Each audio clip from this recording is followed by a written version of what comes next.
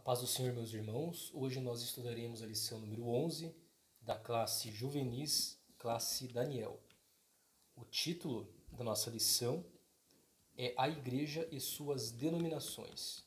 Nosso texto bíblico encontra-se na carta de Paulo aos Gálatas, capítulo 1, versículo 8, onde a palavra de Deus nos diz: Mas ainda que nós mesmos ou um anjo do céu vos anuncie outro evangelho, além do que já vos tenho anunciado, seja anátema.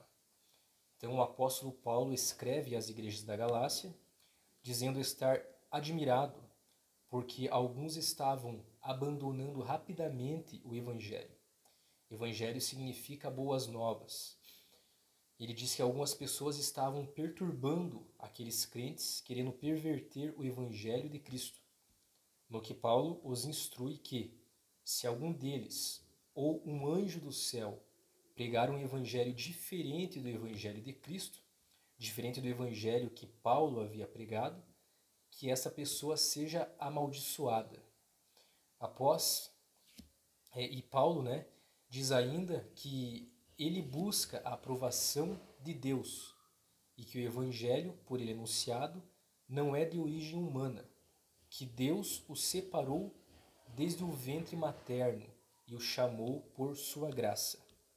Na síntese da nossa lição, consta que a edificação da igreja era a prioridade dos apóstolos. Por isso, a ensinavam tanto sobre o perseverar na sã doutrina, pois já naquela época havia falsos pregadores que, desviados da verdade, promoviam ensinos diferentes dos de Cristo. Hoje precisamos fazer como os apóstolos. Não devemos estabelecer barreiras denominacionais para a Igreja de Cristo, mas ter muito cuidado quanto às heresias e ensinos contrários à palavra de Deus.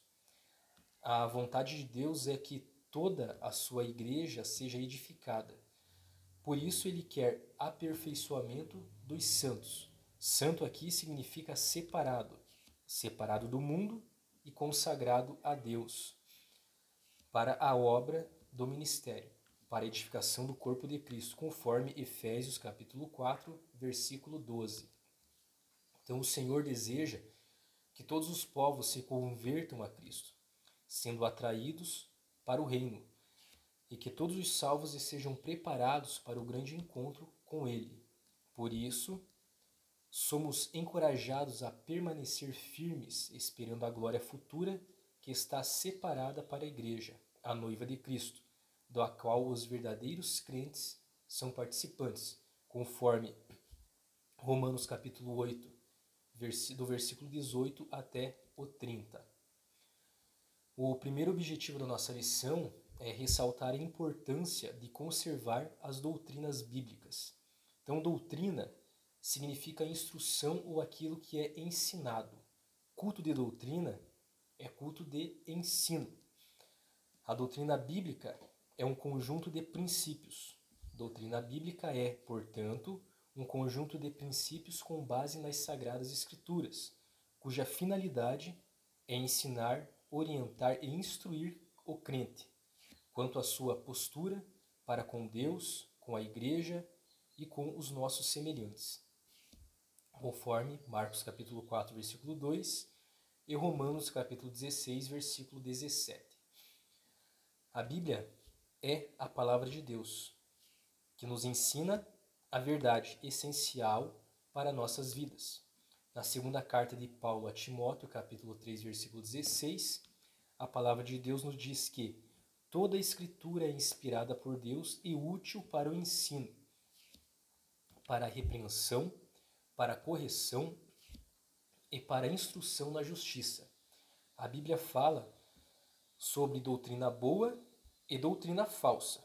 Doutrina boa é o ensino que está de acordo com a Bíblia, e doutrina falsa ensina algo contrário à Bíblia.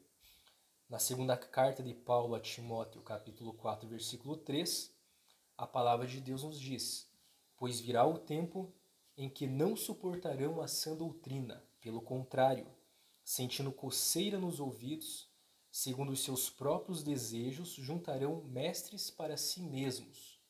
Por exemplo, se alguém ensina que Jesus não é Deus, ensina falsa doutrina, porque a Bíblia diz que Jesus é Deus. Para não sermos enganados por falsos ensinos bíblicos, devemos ler a Bíblia. Na Bíblia, encontramos, por exemplo, a doutrina de Deus, que existe apenas um Deus todo-poderoso, que criou os céus e a terra. Deus é perfeito, justo e sem pecado.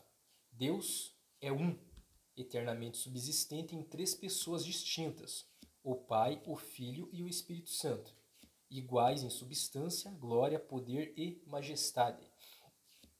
Encontramos também na Bíblia a doutrina do pecado.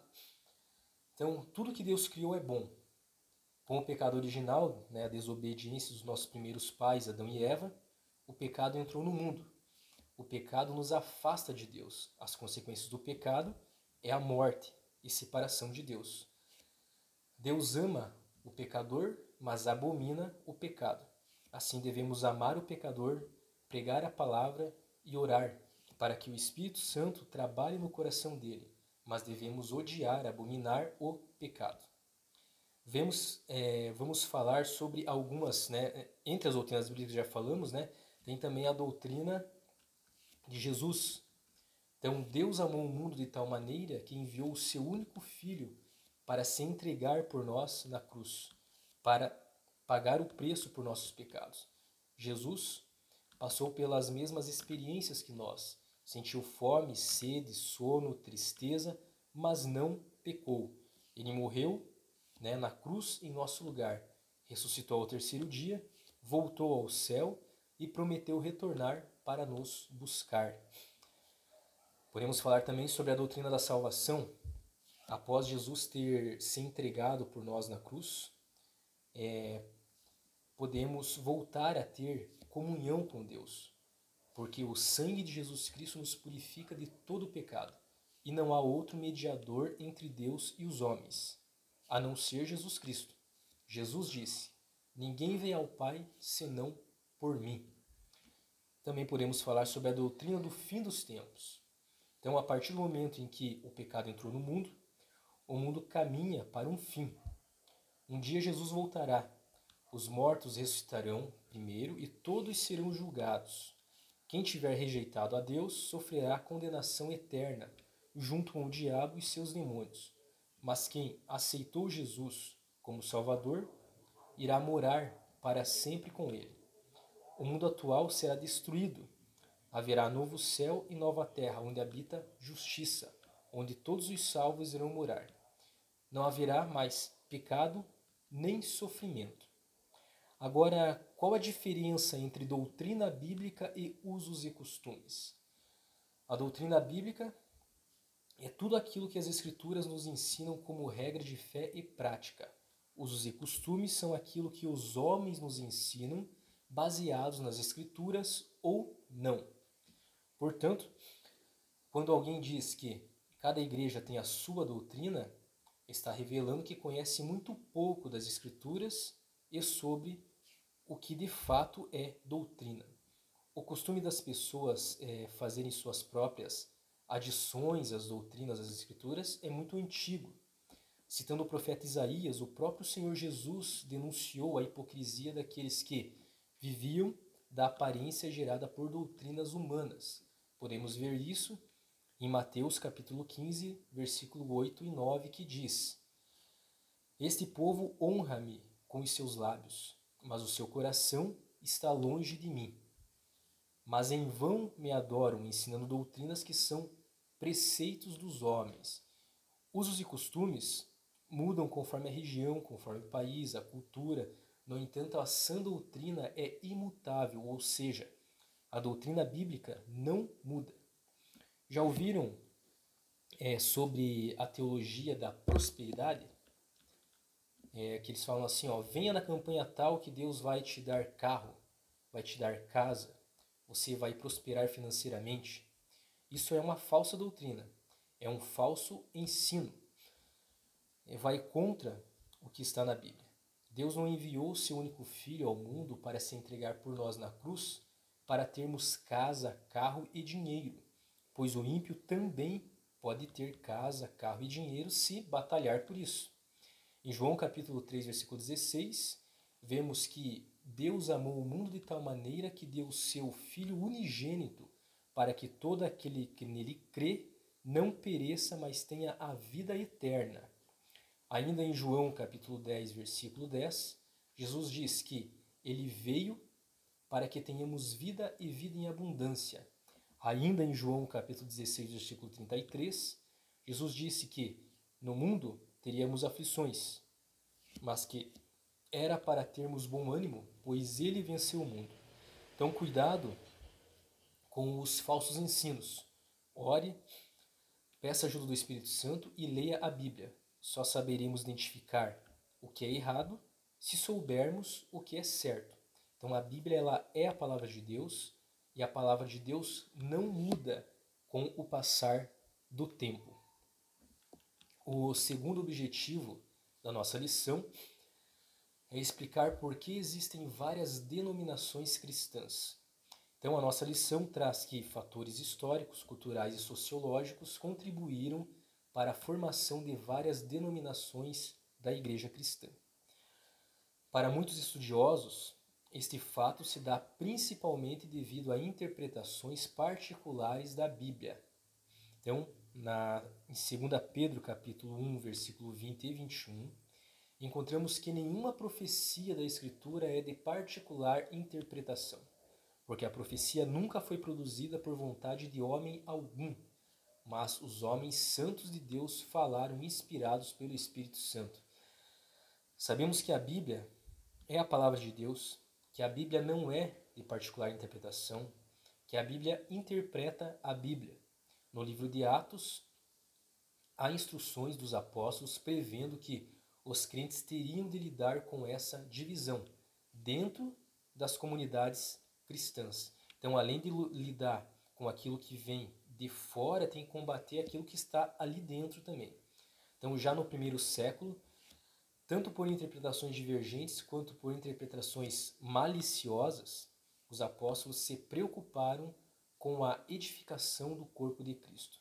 Então, para que os membros desse corpo permanecessem na sã doutrina, na primeira carta de Paulo a Timóteo, capítulo 4, versículo 16, a palavra de Deus diz: atente bem para a sua própria vida e para a doutrina, perseverando nesses deveres, pois fazendo isso você salvará tanto a si mesmo quanto aos que o ouvem. Então devemos ler, praticar e viver de acordo com a palavra de Deus. Devemos ainda ter cuidado com as heresias. Heresia é um ensino que distorce a verdade bíblica. Os apóstolos também enfrentaram problemas com heresias infiltradas em seu meio e as combatiam fortemente, instruindo os irmãos para também as combaterem. Nesse cenário coexistiram, por exemplo, os gnósticos que sustentavam um modelo dualista. Os gnósticos acreditavam que na natureza humana há o princípio do dualismo, isto é, que o espírito e o corpo, duas entidades separadas, são opostos. Para eles, o pecado habitava somente na carne, tornando-a totalmente má. O corpo podia fazer tudo o que lhe agradasse, vivendo nos prazeres da carne. O espírito era totalmente bom. Os gnósticos negam a doutrina da criação do mundo, narrada em Gênesis, negam a doutrina da expiação, negam a doutrina da ressurreição. Então existiam também os ebionitas, que negavam a divindade de Cristo, os apolinarianos, que defendiam que Cristo teria corpo humano e mente divina, os montanistas, que pregavam uma nova revelação concedida a eles, e os arianos, que acreditavam que Jesus era um ser criado, ao invés de coeterno com Deus Pai. Então imagine, desde lá dos primórdios, desde o princípio, eles já tinham esse problema, né, de heresia, de falsos ensinamentos, de falsos mestres, falsos profetas, que vinham para deturpar a palavra de Deus. E hoje, nós infelizmente ainda temos. Tem muitas pessoas que a gente vê, basta acompanhar TV, enfim, meios de comunicação, ver muitos falsos profetas, pessoas que utilizam, né, se utilizam da Bíblia, do Evangelho, para benefício próprio, para ganhar dinheiro, né? Só que eles um dia darão conta disso, né, para Deus. Então, nós temos essa certeza, temos que cuidar de nós, dos nossos, temos que pregar a palavra, fazer o que está ao nosso alcance, orar, mas a justiça divina, ela vem. Ela não tarda e não falha. Ela vem na hora certa. O terceiro objetivo da nossa lição é esclarecer como deve ser o nosso relacionamento com outras denominações. Então, independente da denominação, nós devemos amar uns aos outros, devemos respeitar. Quando Jesus voltar, ele vai separar para si, vai tirar a sua verdadeira igreja de dentro de várias igrejas.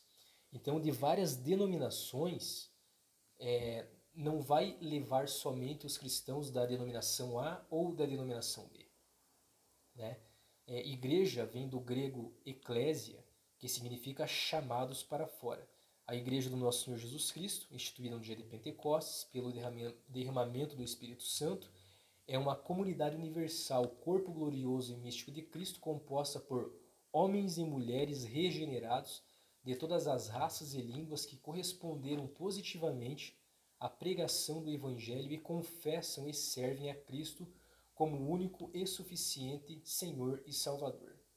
A Igreja de Cristo é mais do que barreiras denominacionais. Em Gálatas, capítulo 3, do versículo 26 ao 29, encontramos: todos vocês são filhos de Deus, mediante a fé em Cristo Jesus, pois os que em Cristo foram batizados, de Cristo se revestiram.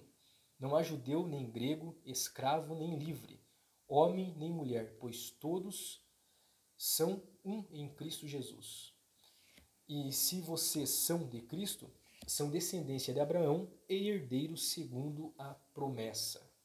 Então, no livro Teologia Sistemática Pentecostal de Antônio Gilberto, diz que a diversidade das denominações está aí, e todos têm de lidar com ela.